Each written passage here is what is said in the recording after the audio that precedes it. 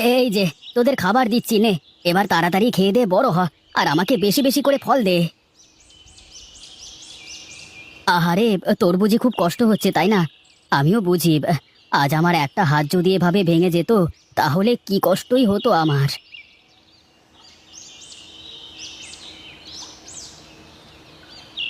এই তো সব গাছে সার দেওয়া শেষ, এবার যাই, বাড়ির দিকে যাই।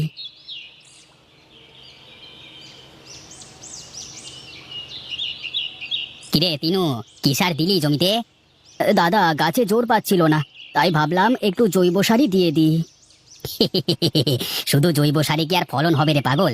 এখন বাজারে কত রকম সার কীটনাশক আছে। তুমি তো জানো দাদা, ওসব প্রাণনাশী কীটনাশক আমি আমার জমিতে দেব না, তাতে যা হয় হবে।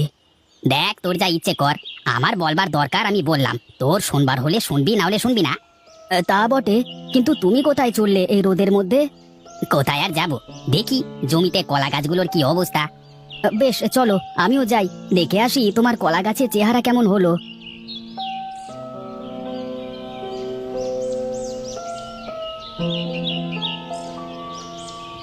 আরে বাহ, তোমার কলা গাছগুলো তো বেশ বড় হয়েছে, আর সব গাছই মনে হচ্ছে কাঁধ এসে গেছে। তাছাড়া আবার কি, দেখ না, একসাথেই তো লাগালাম, দু একদিনের ব্যবধান, আমার গাছগুলো দেখেছিস? তবে যাই বলো দাদা, তোমার গাছের গোড়ায় কিন্তু মাটি কম, একটু জোরে বাতাস হলেই সব কলা গাছ ভেঙে চুরে পড়ে যাবে। আরে না না, তার আগেই কিছু একটা করে ফেলবো। বেশ, তুমি তাহলে কাজ করো, আমি আগালাম বাড়ির দিকে, সেই সকালে এসেছি, খিদে পেটের মধ্যে কামড় দিচ্ছে।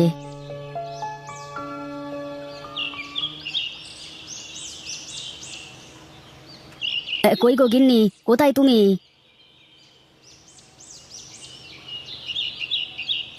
কি গো, কখন আসলে তুমি? এই তো আসলাম মাত্র, এসেই তোমাকে ডাকছি, কিন্তু কোনো সাড়া শব্দ তো পাই না। কি করে পাবে শুনি, আমি তো বাড়ির ভিতরেই নেই। সে তো দেখতেই পাচ্ছি যে পানি আনতে গিয়েছিলে, দাও দেখি, এক গ্লাস ঠান্ডা জল দাও দেখি। খালি পেটে পানি খেতে হবে না, এক কাজ করো, হাত মুখ ধুয়ে এসো, খাবার খাবে। তোমার সাথে আসলে কথা বলে পারা যাবে না গো, তুমি যা বলবে তা তো করতেই হবে।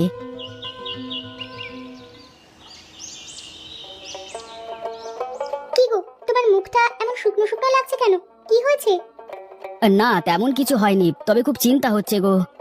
এত চিন্তা করে কি হবে শুনি, শুধু শুধু ভেবে মাথা নষ্ট করা। সবার কলা গাছ কেমন তাড়াতাড়ি বড় হচ্ছে, কত বেশি ফলন দিচ্ছে, আর সেখানে আমার কলা বাগানে তো গাছই বড় হচ্ছে না ঠিক মতো। এত অস্থির হয়েও না তো, দেখবি ভালো কিছুই হবে। কি জানি কপালে কি আছে, আজকে নিধিরদার কলা বাগান দেখে আসলাম, কেমন কাঁদি এসেছে গাছে, আর আমার। অপেক্ষার ফল মিষ্টি হয়, শোনোনি তুমি? একটু ধৈর্য ধরে দেখবে ভালো কিছুই হবে।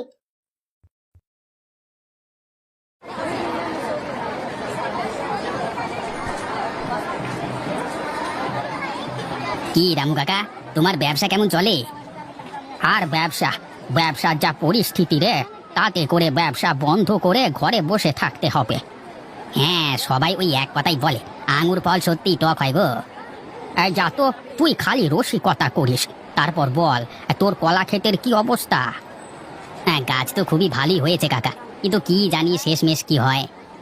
সামনে ঝড় বৃষ্টির সময় আসছে, গাছের গোড়ায় মাটি দিয়ে পেলা দিস কিন্তু, তা না হলে আবার বিপদ হয়ে যাবে। কিন্তু তাতে তো অনেক ব্যয় হয়ে যাবে দাদা। ফল নিতে হলে তো খরচ করতেই হবে, আর তা না হলে যদি সব গাছ পড়ে যায় ঝড়ে বাতাসে। তা কথা মন্দ বলনি কাকা, কিন্তু এত গাছে পেলা দিতে গেলে তো অনেক খরচের বিষয়। এখন ভেবেচিন্তে দেখ কি করবি, আর মাটির তো সেসব গুণাগুণ নেই এখন, আর সার কীটনাশক সব কিছুই শেষ করে দিচ্ছে। তা না হয় হলো, তা তুমি তোমার ফলের ফরমালিনের কথা তো বললে না। বলি, তোরা যে সব সার ফাস দিয়ে সব ফলাস, এই ফল তরতাজা রাখতে হলে তো আমাদের ফরমালিন মেশানোই লাগবে। না, তোমার সাথে পারা যাবে না। শোনো দাদা, এবছর আমার সব কলা কিন্তু তোমাকেই নিতে হবে বলে দিলাম। আচ্ছা আচ্ছা, সে সময় তো আসুক, তারপর দেখা যাবে। বেশ, তাহলে আমি গেলাম কাকা, দেখি বাজারটা ঘুরে আসি, কি অবস্থা বাজারের।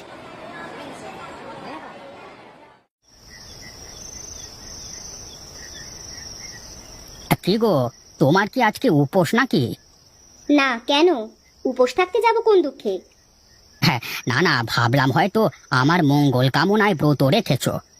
আমার খেয়ে দে কাজ নেই, তোমার জন্য এসব করতে যাব? বেশ তো, সামনে এত ফল কেটে সাজিয়ে রেখেছি, কিন্তু তুমি খাচ্ছ না কেন? এসব ফল খেয়েই তো আরো বেশি সমস্যা হচ্ছে, তার চেয়ে না খেয়ে থাকাই ভালো। ফল আবার তোমার কি করলো শুনি? আমি তো দেখি তুমি নিজে হাতে এসব ফলে ফরমালিন মেশাও, ওটাও তো একটা বিষ। আচ্ছা, তুমি বোঝার চেষ্টা করো না, যারা ফসল ফলায় তারাও তো বীজ দিয়েই ফলায়। এসব ফল ভালো রাখতে হলে ফরমালিন দেওয়া লাগবেই লাগবে। তুমি খাও তোমার ফল, আমি আর খাবো না। শুনেছি তিনও নাকি শুধু জৈব সার দিয়ে কলা চাষ শুরু করেছে, ভাবছি ওর থেকে কলা কিনে রাখবো এবার। তোমার যা ইচ্ছে করো, আমি বসে ফল খাই।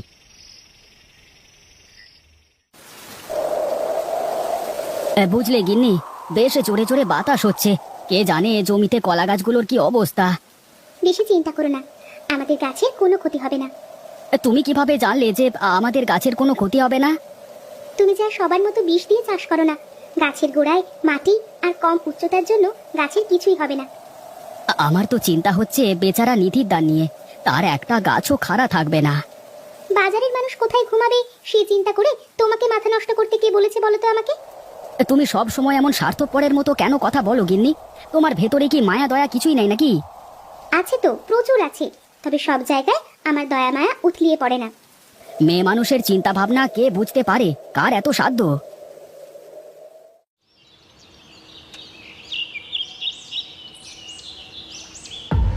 হায় হায় রে, এ আমার কি সর্বনাশ হলো! আমার যে সব শেষ হয়ে গেল। আগে জানলে তো সব গাছই পেলা দিয়ে দিতাম, এখন আমার কি হবে? দাদা, ভেঙে পড়ো না, তোমাকে তো বলেছিলাম গাছে পেলা দিতে, কিন্তু তুমি তো শুনলে না। আমি তো তোর কথা না শুনে বড় ভুল করেছি রে তিনু, তুই আমাকে মাফ করে দে ভাই।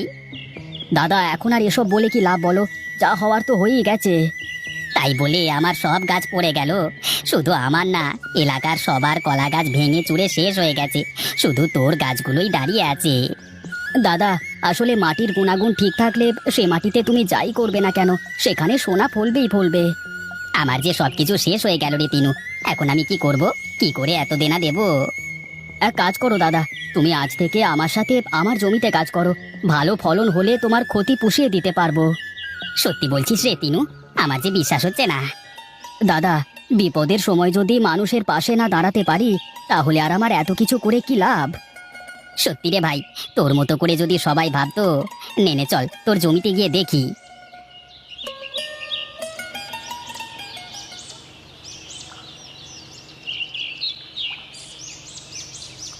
কই রে টিনু, বাড়িতে আছিস নাকি রে? আরে রামু কাকা, তুমি তা কি মনে করে আমার বাড়িতে আসলে? এসো এসো। বলছিলাম যে এলাকায় এবছর ঝড়ের ক্ষতি তো সব জানিস, কোথাও কারোর জমিতে একটা কলা গাছও আসতো নেই। হ্যাঁ জানি তো, মোদ্দা কথা কি তাই বলো দেখি। আমি বলছিলাম যে এবছর তোর সব কলা যদি আমাকে দিতিস তুই। আমাকে মাফ করবে কাকা, আমি তোমার কাছে আমার জমির কলা বিক্রি করতে পারবো না। কিন্তু কেন? আমি কি দোষ করলাম বাবা? কাকা বাবু, আপনি তো ফলের সাথে ফরমালিন মিশিয়ে বিক্রি করেন, তাই আপনার কাছে আমাদের জমির কলা বিক্রি করা যাবে না। দেখলি তিনু, তোর সামনে তোর গিন্নি আমার সাথে কেমন করে কথা বললো। গিন্নি তো ঠিকই বলেছে কাকা, তুমি বরং অন্য কোথাও দেখো। বড় ভুল করলি রে তিনু, এর মাসুল তোকে দিতেই হবে কিন্তু।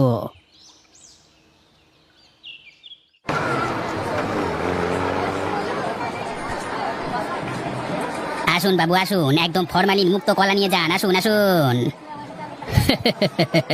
আমাকে আর বলতে হবে না নিধির বাবু, আমি সব জেনে শুনি এখানে এসেছি। আর আমাদের কোম্পানি মানুষের স্বাস্থ্যের কথা চিন্তা করে এসব ফরমালিন মুক্ত পণ্য কিনতে উৎসাহ দিতে থাকে। আপনি এসেছেন, আমি খুব খুশি হয়েছি। তিনুবাবু, আপনি আপনার জমির সব কলা আমাদের দিয়ে দেবেন। হ্যাঁ, এই নিন আপনার অ্যাডভান্স টাকা। শুনুন তিনুবাবু, এই কাগজে একটা স্বাক্ষর করুন। এখন থেকে প্রতি বছর আমাদের কোম্পানি আপনার নিকট থেকে সব ফরমালিন মুক্ত ফসল কিনবে। বেশ বেশ, এ তো খুবই ভালো কথা, তাড়াতাড়ি সই কর তিনু। এখন তাহলে আমি চলি তিনুবাবু, ভালো থাকবেন।